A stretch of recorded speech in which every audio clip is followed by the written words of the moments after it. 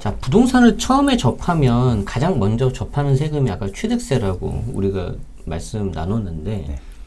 이거 이제 비용이 좀 들잖아요. 그렇죠. 말 그대로 이제 세금은 당연히 드는 거고 우리가 이제 전문가분들한테 어떤 업무를 하면 이제 수수료 같은 게 발생하지 않습니까? 네. 근데 이거 수수료를 아끼기 위해서 셀프 등기를 하시는 분들이 간혹 계세요. 셀프 등기 할 때 좀 조심해야 되는 거 좀 말씀해 주시죠. 많은 분들이 셀프 등기 하죠. 네. 하니까는 저 같은 사람 먹고 살기 쉽지 않습니다. 네. 근데 물론 이제 등기부가 깨끗하고 네. 뭐 네네. 다른 뭐 근저당이나 이런 것들 없이 깨끗하다 그러면 셀프 등기해도 저는 참 괜찮다고 생각합니다. 왜냐면은 만약에 뭐 내 첫 집이다 하시면은 내 첫 집을 내가 공적장부에다 기록하는 작업을 내가 스스로 하는 것도 상당히 의미 있다고 봐요. 굉장히 의미 있네요. 네. 돌이켜 보니까. 네, 그건 상당히 의미 있다고 생각해요. 근데 등기부상에 뭐 소유권 말고 다른 나도 모르는 정체 모를 것들이 이렇게 산재해 있다. 이러면은 당연히 피하셔야지 안전하죠. 네. 뭐 대표적인 것들이 뭐 근저당권이나 전세권, 저당권, 가압류, 가처분, 네. 뭐 가등기 뭐 이런 것들입니다. 네. 이런 게 있으면은 당연히 거래 당사자 아닌 제3자가 법률 관계에 얽혀 있다는 그런 뜻이니까 뭐 이거를 어떻게 해소할지 아니면은 이런 부분을 어떻게 가격에 반영할지 이런 걸 정하셔야 되겠죠. 그리고 흔히 하는 실수 중에 하나는 네. 이런 것들이 있어요. 어떤 거죠? 부동산의 표지사항을 잘 보시지 않는 거예요. 표지상. 표시상. 표시상. 예, 예. 이제 등기부상에는 표제부로가 오고요. 네. 그리고 대장상에는 이제 그 갑지에 기재가 되어 있죠. 이런 네. 표시사항이. 이런 표시사항은 부동산이 어떻게 생겼는지, 그리고 구조, 면적 이런 것들이 기재가 되어 있습니다. 네네. 근데 이러한 그 표시사항들은 대장에 기재된 사항을 부동산 등기가 따라가게 돼 있어요. 네네. 근데 그 만약에 매도인이 대장상 표시를 다 변경을 해놨는데 네. 이거를 등기부에 반영을 하지 않은 경우가 종종 있거든요. 그러면 그러면은- 대장에 있는 게 꼭 그대로 등기부 등본에 곧바로 되는 건 아니다. 네, 이거를 뭐 국가에서 뭐 해준다거나 네. 누가 대신 해주지 않아요. 네. 그 당사자가 소유자가 직접 신청을 해야 합니다. 등기 신청을. 네. 그래서 대장상 표시하고 등기부상 표시하고 일치하게끔 네. 이렇게 만들어야 되는데 매도인이 이런 것들을 하지 않아가지고 매수인이 피해를 보는 경우가 종종 있어요. 그러면 그 경우에 잘못하면은 매수인이 잘못인 거죠? 셀프 등기 할 경우에는 매수인이 잘못하게 되는 거죠. 그렇죠. 왜냐면은 원래대로 한다면 부동산 표시 변경 등기한 다음에 네. 그 뒷 접수번호로 소유권 이전 등기를 접수를 해야 되는 건데 네네네. 그냥 무턱대고 모르고 소유권 이전 등기만 딱 접수하면은 네. 그거는 각하 대상이 됩니다.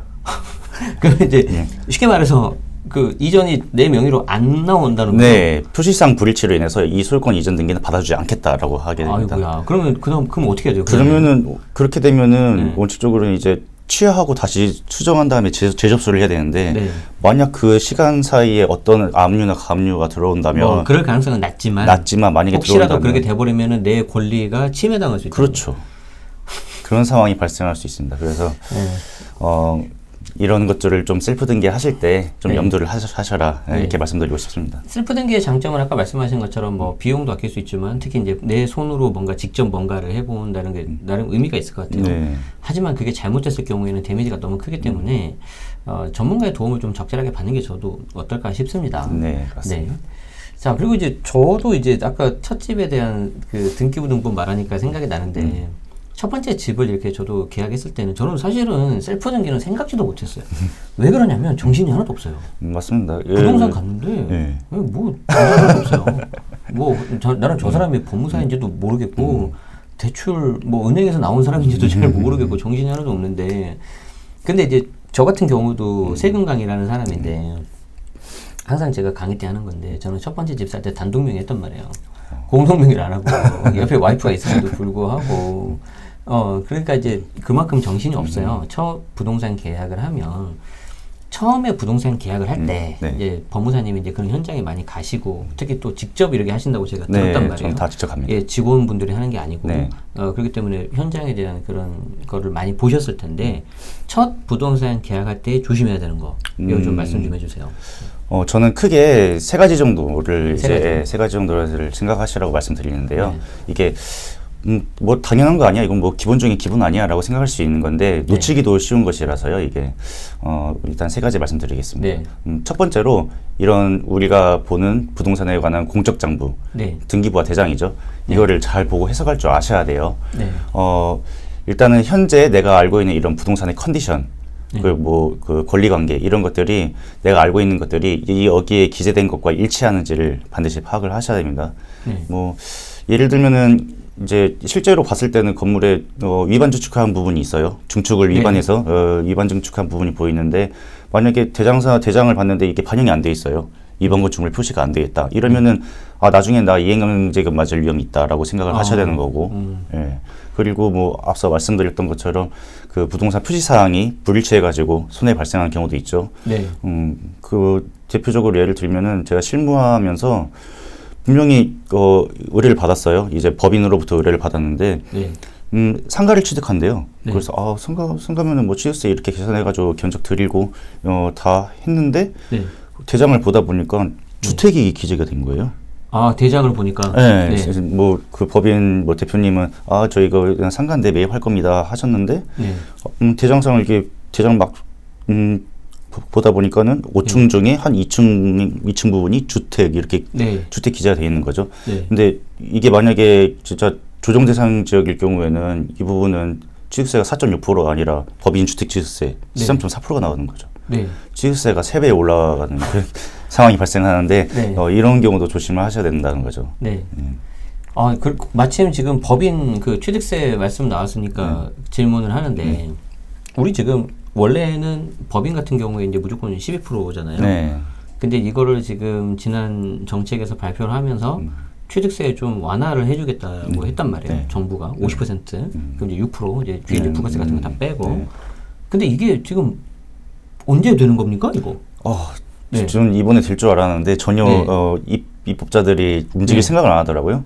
이게 이제 세율이기 때문에 말 그대로 그 관련된 법, 지방세법 개정을 해야 되잖아요. 개정사항이죠. 그래서 이제 그 당시에 작년 연말이었나요? 올 초였나요? 그 발표하면서 2월 달에 임시국회 때 처리하겠다라고 했는데 여야가 합의할 생각 분위기가 전혀 현재 상황으로서는 전혀 분위기가 아닙니다.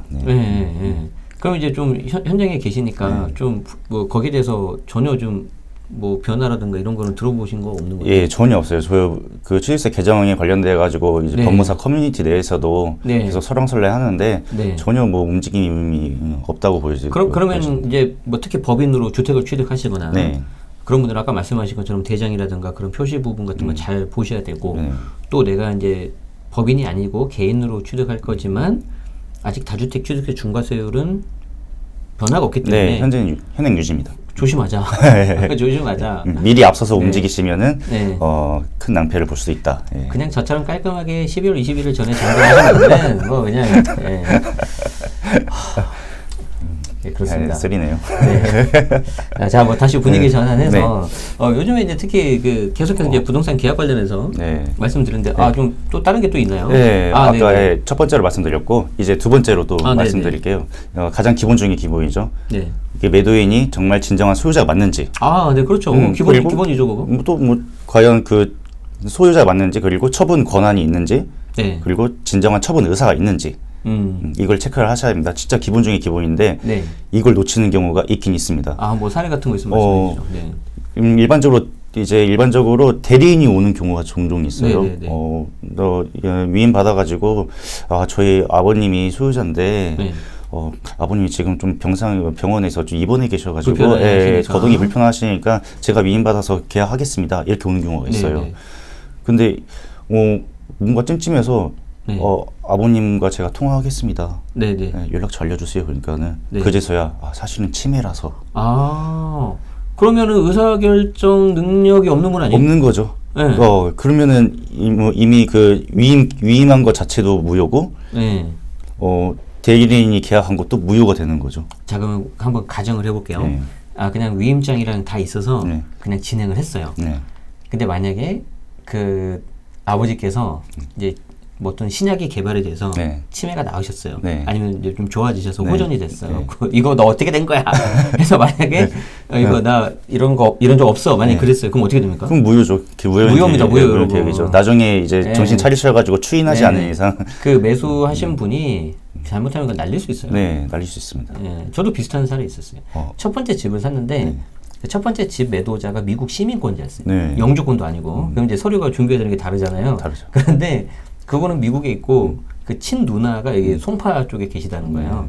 그래서 부동산에서도 이게 우리 이 남매를 계속 봐왔는데 괜찮아. 누나 이름에 있는 계좌 쏘면 돼 그러더라고요. 내가 그건 아닌 것 같다고. 제가 첫 번째 계약 아무리 제가 모르지만 잘 보셨네요. 그건 아니고. 근데 대신 그 미국 시민권자니까 그 일단 국내 계좌가 있으면 좋은데 국내 계좌가 없다고 하는 거예요. 네. 그때 방법이 뭔지 혹시 아세요? 국내 계좌가 없다? 네. 그러면은 네.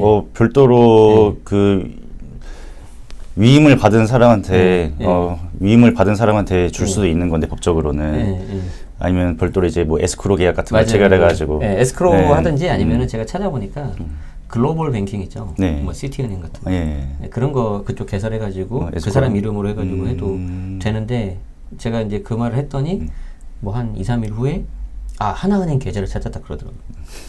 근데 그 느낌 알죠? 뭔가 싸한 느낌. 싸네요. 그래서 알겠다. 계약금 쏠 건데 잔금할 때 들어오시라고. 들어오시라고. 근데 그랬던 기억이 납니다. 네. 역시 철저하십니다. 네. 네. 자, 또 하나 또 있다고 합니다. 네. 봐야 되는 거. 마지막 세 번째로 말씀드리는데 이 부동산을 취득하는 데 있어서 어떤 규제 사항이 있는지 한번 체크를 해보셔야 돼요. 네, 규제 사항이 문제죠. 이게 이런 규제 사항에 해당되는 부동산들은 뭐 보통 이제 관공서의 허가를 받아야 돼요. 허가를 받아야 되는 사항들이 있는데 만약에 허가를 받지 못한다면은 취득을 하지 못하는 거죠. 지금 여기서 규제는 뭐 중과 그런 게 아니고 예를 들어서 허가 같은 거. 네, 허가 같은 거죠. 일반적으로 우리가 많이 알고 있는 게 이제 토지거래 허가구역 내에서 이제 토지거래 허가제 이런 것들이 있죠. 이거 토지거래 허가를 받지 않고 계약을 체결하면 계약 자체가 무효니까. 그렇죠. 이런 것들이 있고 또 뭐 이제 전답 과수원 농지일 경우에 농지일 경우에는 농지취득 자격증명이 필요하다는 거. 이런 이런 서류들이 미리 구비가 돼 있어야지 나중에 취득할 때 지장이 없기 때문에 이런 것들 체크를 한번 해보셔야겠습니다. 네, 그래서 방금 세 가지 말씀 주셨습니다. 그 사항 그 일치되는지 꼭 확인하고 진정한 소유자 그리고 그런 매각이라든가 그런 의사가 있는지 그게 정말 더 중요한 거죠. 그게 제일 중요하다고 생각합니다. 네, 그리고 이제 세 번째가 이제 허가 같은 게 필요할 수 있다. 그래서 꼭 그런 거 알고 하고 아마 대부분은 이제 일반적인 노멀인 경우에는 그래도 이제 무난하게 할 수 있지만 저처럼 시민권자 나올 수 있습니다. 네. 자, 계속해서 이제 계약 관련돼서 좀 여쭤보고 있는데 요즘에 특히 이제 많이 문제가 되는 게 깡통 전세, 요새 저 상담 많이 들어와요. 네, 진짜 상담 많죠. 그리고 이제 고객분들 많이 계실 건데, 그렇죠? 자, 만약에 내가 임차인이다. 뭐 예를 들어서 이제 뭐 전세도 있고 월세도 있는데 이제 뭐 약간 목돈이 있어서 내가 이 돈을 그냥 월세로 돈을 내느니 전세 계약을 하고 싶다. 그럼 이 피 같은 돈이잖아요, 보증금. 거의 전재산이죠. 네, 이 피 같은 보증금을 지키기 위한 좀 몇 가지 팁 좀 알려주시면 감사하겠습니다. 네. 이런 팁들을 여러 가지 팁들이 있는데 보통 이런 팁들은 계약할 때 우리가 특약사항에 많이 넣어요. 자, 특약하게. 네, 특약사항을 많이 넣기 때문에 이런 특약사항을 제가 중점적으로 설명을 드리면서 말씀드리겠습니다. 첫 번째로 우리 보통 전세 계약하면은 사회초년생들이나 이제 신혼부부들 다 전세자금 대출 받으시죠. 대부분 받죠. 이런 경우에 이제 특약을 넣게 되는데 만약에 전세 대출을 실행하기로 해서 이제 계약서를 작성했는데 만약에 특약 없이 특약을 설정하지 않고 전세 대출이 갑자기 안 나온 경우가 있어요. 뭐 임대인이나 뭐 임차 목적물의 컨디션 그런 거에 하자가 있어가지고 전세 대출이 안 나온 경우가 있는데 이런 경우에는 계약금 날리는 경우가 발생할 수 있거든요. 그래서 이런 전세자금 대출 실행을 전제로 계약을 하는 것이고 또 뭐 임대인 또는 이제 임차 목적물의 하자로 인해서 전세자금 대출이 승인이 안 될 때는 계약은 무효로 하고 임대인은 계약금을 즉시 반환한다. 뭐 이런 조항을 방금 말씀하신 그걸 그냥 문구로 쓰는 겁니다. 네. 이런 것들을 이제 특약사항으로 기재를 해 놓으시는 거죠. 특약사항을 기재해 놓는다는 거는 조심을 하셔야 된다는 겁니다. 그리고 두 번째로 우리는 반드시 전세보증보험을 가입을 하셔야 돼요. 근데 이렇게 보증보험을 가입을 해야 되는데 임대인 협조가 필요하단 말입니다. 그래서 어떤 협조가 있죠? 뭐 예를 들어 뭐 전화 같은 거 보면 확인 같은 거. 네, 그리고 또 전세자금 대출, 전세보증보험을 실행하게 되면 네. 이제 그 임대인한테 양도 통지가 가게 되죠. 네네네. 그런 것도 갑자기 받게 되면 임대인이 이제 불편할 수도 있으니까. 뭐 약간 그러신 분이 있어요. 네, 어르신 분들 특히. 네. 기분 나빠하시더라고요. 네. 저도 세입자 입장에서 저는 기분 나쁘지 않습니다. 저는 세입자 입장에서 한번 당해봤어요. 전세보증보험 했다가 기분 나쁘시다고. 근데 이제 이런 것도 이제 특약사항이 반영하면은 서로 기분 나쁠 일은 없겠죠. 그렇죠. 그래서 서로 알고 있으니까. 그래서 이제 보증보험 가입을 위해서 임대인이 최대한 협조하고 그리고 만약에 전세보증보험이 승인이 안 된다. 혹시라도 이제 승인이 안 된다. 아까 앞서 말씀드린 그 전세자금 대출과 마찬가지 상황이에요. 네. 그럴 경우에는 이제 계약금, 잔금, 중도금 중 이제 이미 지급한 것들 이런 것들은 즉시 반환한다. 이런 조항을 두시면 좋겠죠. 네, 비슷하게. 네. 그리고 또 이게 저는 가장 중요하다고는 생각하는데. 근데 지금 말씀드린 게 가장 중요합니다. 네. 가장 중요합니다. 그 임대인은 이제 잔금 지급일 다음 날까지 담보권이나 전세권이나 어떠한 등기도 하지 않는다. 잔금 지급일 다음 날까지. 이게 왜냐하면은 우리의 그 임대차의 대항력은 전입신고일 다음 날에 효력이 발생하기 때문에. 우리가 2월 1일 날 들어갔다면 2월 2일부터 생기는 거예요. 그 다음 날부터 발생하기 때문에 만약에 잔금 지급일 당일에 근저당이 들어온다.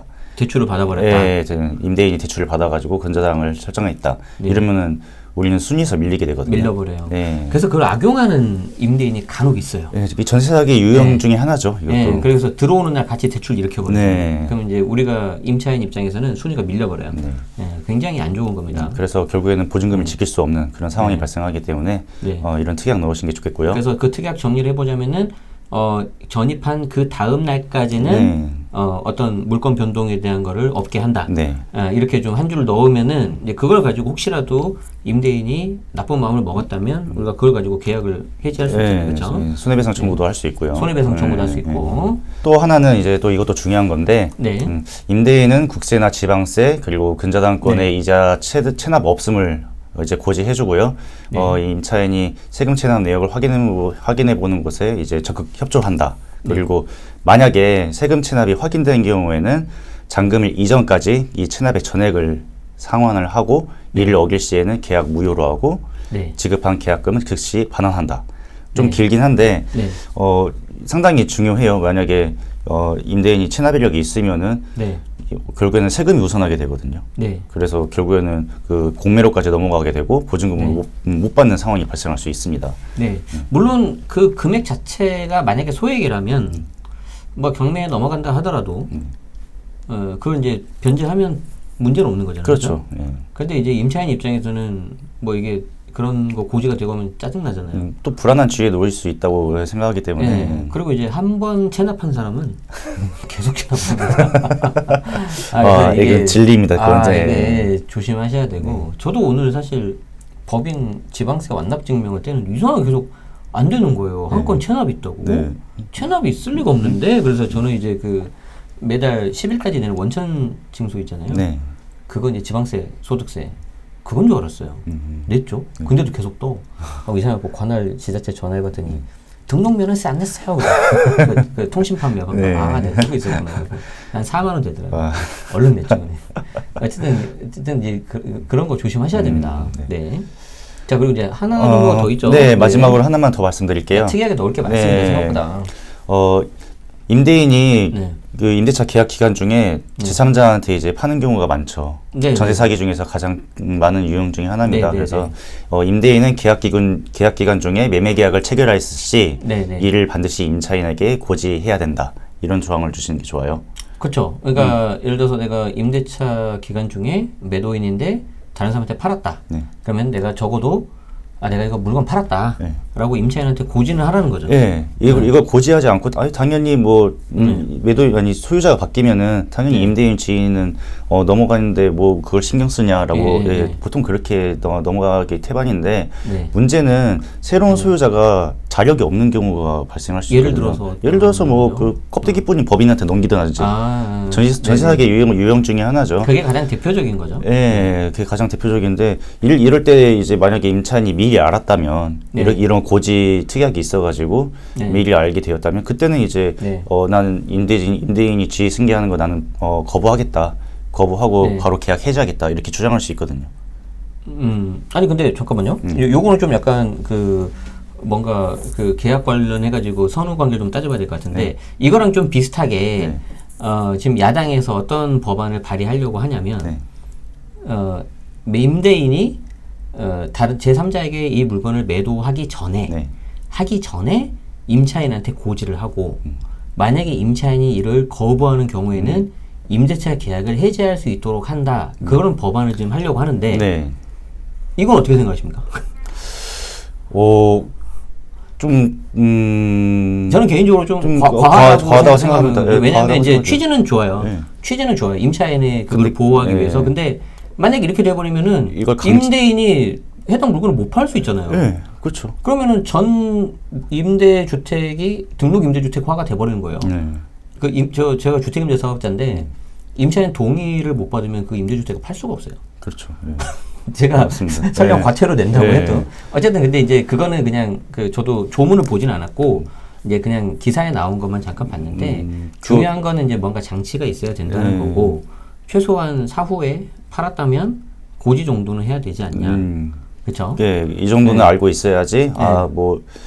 요새는 오히려 지금 임차인이 우위이기 때문에 임대인이 어떤 상황인지 직장을 잘 다니고 있는지 이런 것도 상당히 이제 민감하단 말이죠, 임차인분들이. 그래서 임대인이 어떤 사람이냐에 따라서 그 임대차 계약에 내가 보증금을 받을 수 있을지 없을지 이게 갈릴 수도 있기 때문에 이런 것들은 고지할 의무가 있다고 이제 특약을 넣어주시는 게. 그러니까 그 정도는 좀 필요하지 않을까 저도. 그런데 이제 아까 사전에서 동의 것까지는 제가 조금. 근데 법으로 강제하기에는 좀 너무 사적 자치에 너무 깊게 들어오는 거 아닌가. 우리가 이제 계약법이라는 게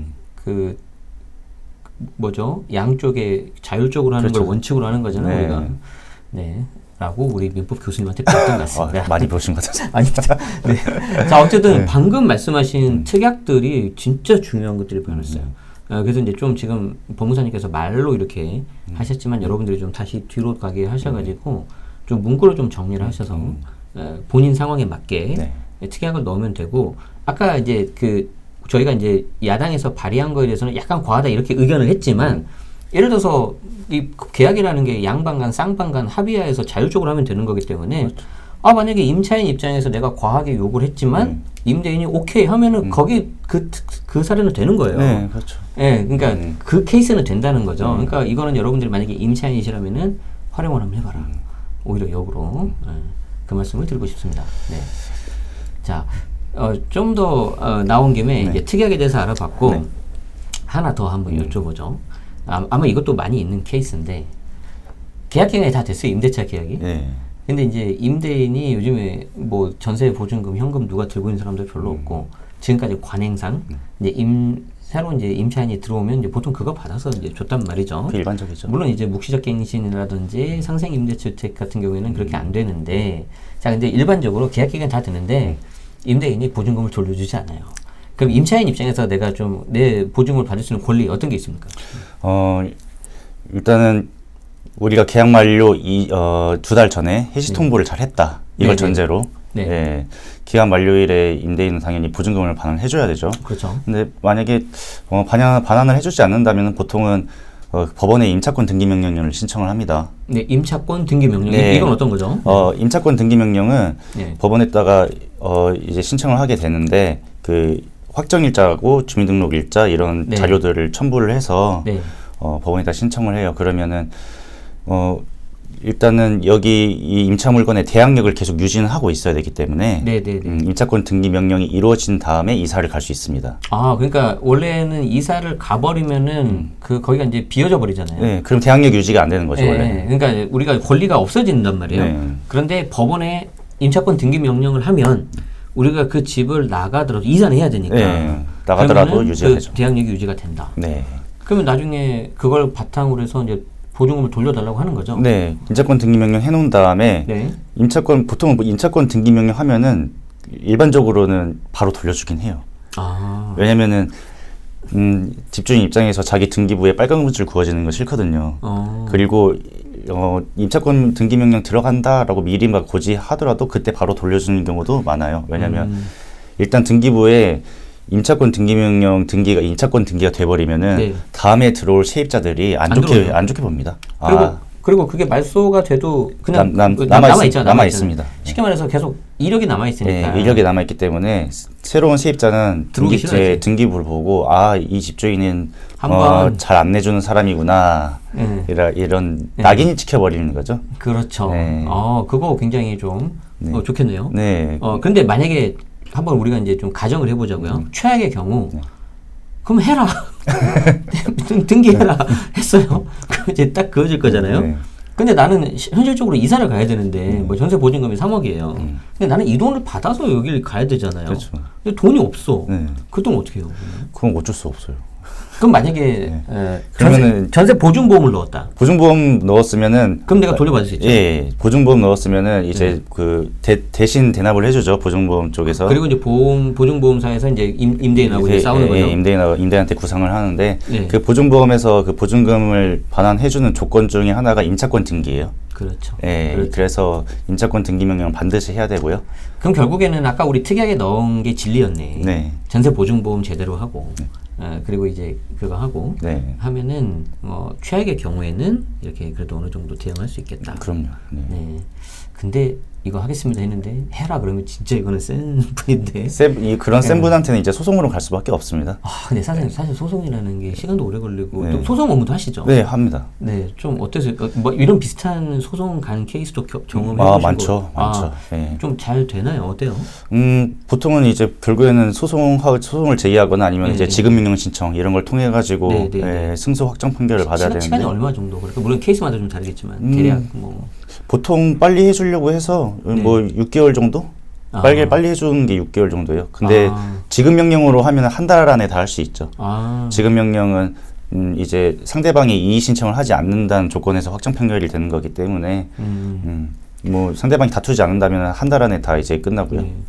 물론 이제 조금 전에 저희가 이제 이야기를 나눈 거는 이제 최악의 경우를 좀 가정한 거고 이렇게까지 가기 전에 이제 좀 좋게 원만하게 되기를 바라고 우리 일단 임차인 입장에서 현실적으로 좀 전세보증 보험에 넣는 게 가장 좀 중요하죠. 가장 안전하겠네요. 그렇죠? 네.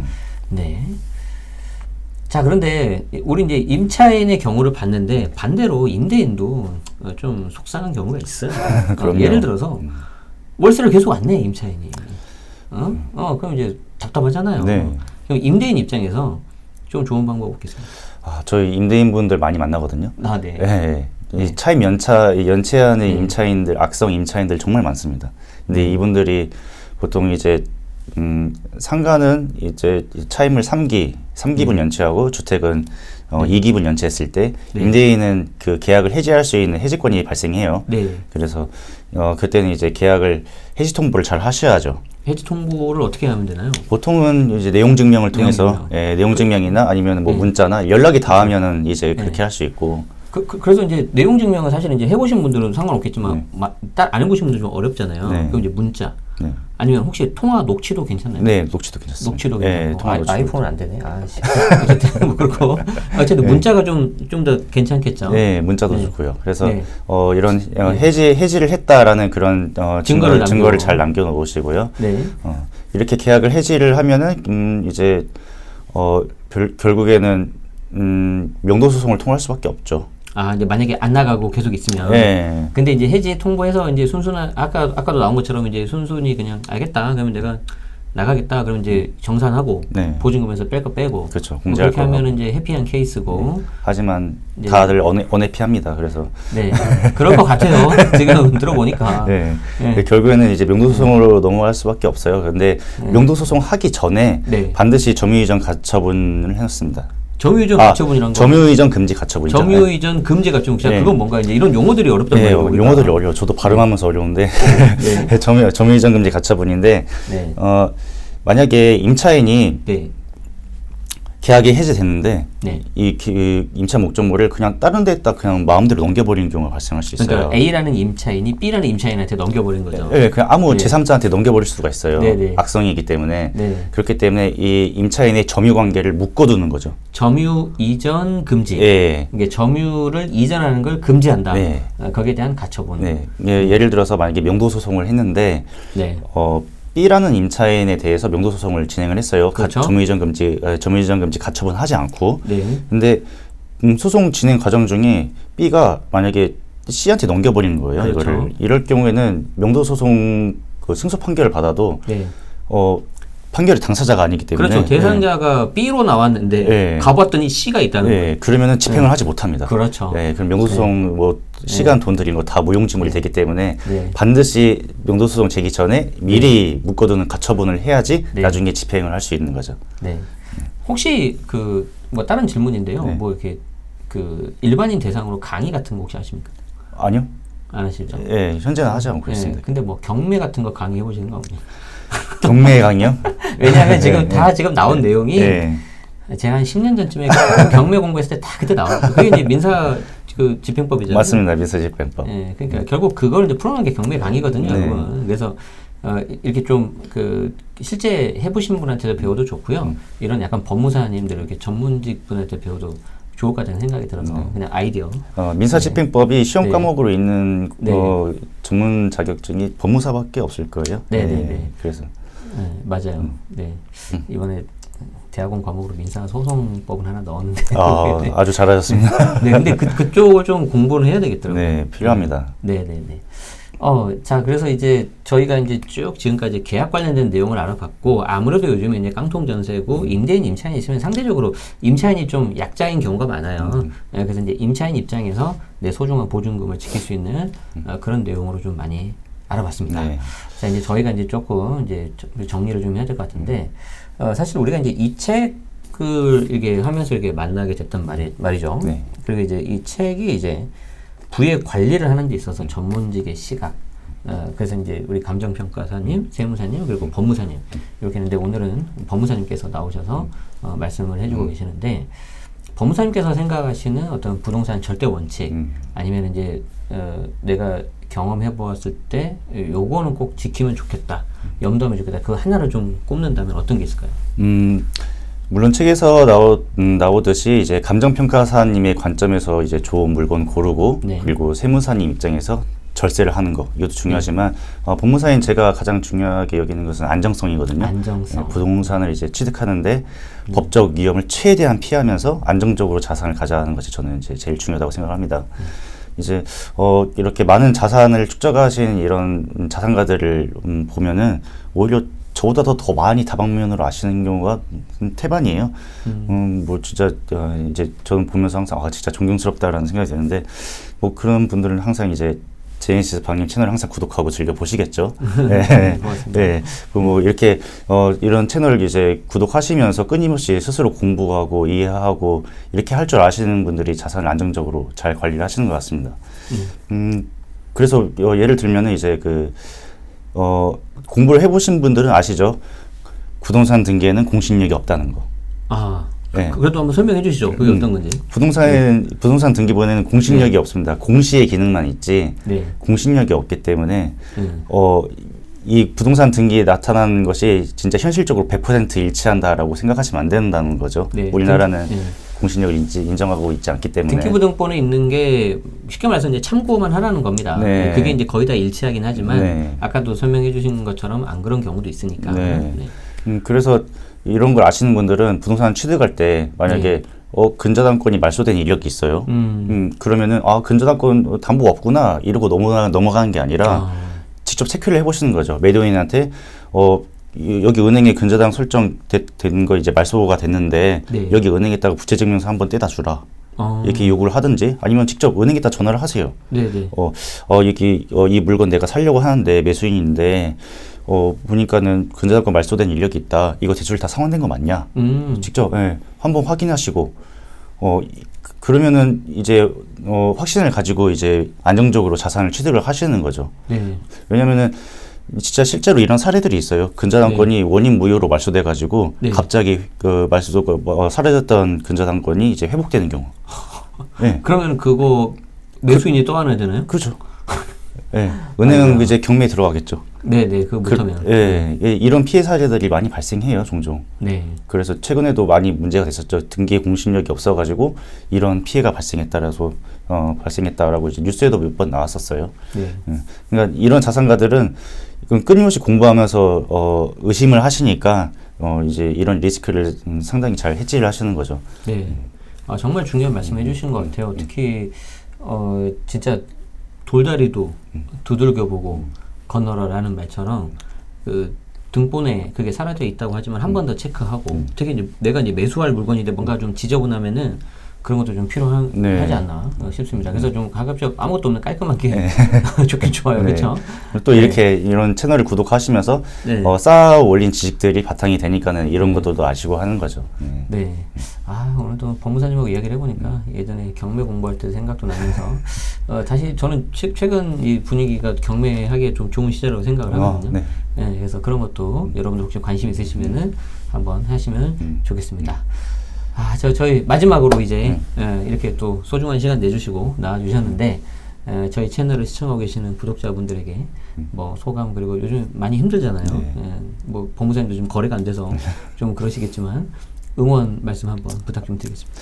아, 네, 우선 이제 성공적인 부의 관리를 위해서 이제 각기 다른 전문가 3명이 이제 바라보는 시각을 내용으로 책을 출간했는데 좀 일단 많은 관심 부탁드리고요. 그리고 앞으로 이제 여러분께서 자산을 형성하는데 이런 부분이 도움이 됐으면 좋겠습니다. 그리고 아울러 제임스 박님 채널을 통해서도 이런 자산을 안전하게 관리할 수 있는 여러 가지 많은 소스들이 있으니까 구독자분들 모두 성공적인 자산 관리를 하실 것이라 확신합니다. 뭐 제가 이런 좀 출연이 많이 익숙치가 않은데 이렇게 아니에요. 제가 재밌었어요. 많이 부족한데도 불구하고 이런 귀한 자리에 초대해 주셔서 정말 감사하고요. 구독자분들 힘내시고 더 잘 되셨으면 좋겠습니다. 감사합니다. 네. 저는 정말 오늘 특히 이제 계약 관련된 내용이 많아서 좋았고, 임차인분들, 뭐 본인들, 소중한 보증금 지킬 수 있는 것도 좋았고, 특히 이제 어차피 결국에는 제가 아까 말한 경매라는 게 민사집행법 그 관련된 내용인데, 그걸 좀 알아두시면, 선순위, 뭐 후순위, 뭐 배당순위, 이거 금방 자동으로 다 알게 돼요. 그러면 이제 전세 관련해가지고 염려 안 하셔도 될 정도로 많이 될 겁니다. 아마 이제 다음에도 또 기회 되면 나와주셔서 말씀해 주시면 고맙겠습니다. 네.